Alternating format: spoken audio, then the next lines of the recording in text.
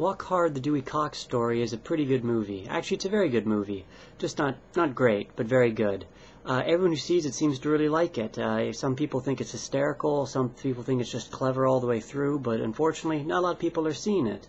So few actually, the movie is, I think, just about hit its end of the run in the theaters. If you're seeing this review now, you actually probably already missed it, even though it's only been out, I believe, a mere 3 weeks. Definitely not 4.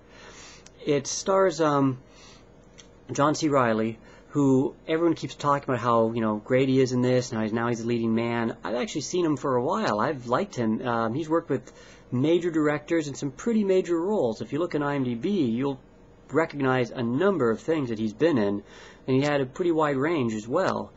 Chicago, I think even he sang in that as well and had some pretty major roles. So I'm surprised that he's getting people acting like he's just been discovered now.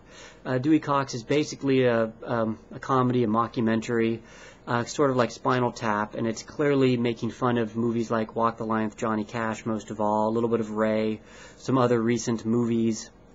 Kind of like A Mighty Wind, though you get the feeling that they're not just making fun of the genre, but they actually seem to really enjoy it. I might compare that also to Austin Powers, where he really did like the movies they're making fun of, and that kind of makes them hold back a little bit in making fun of them, but they do a very good job of noting the similarities between all the different movies.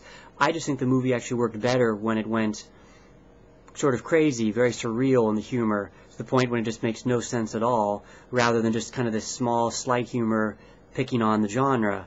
There is a number of songs in the movie, most of which are pretty good. I'm not going to run out and buy the soundtrack, but I did enjoy the music while I was watching the movie, and I usually don't, so I have to give it some credit for that.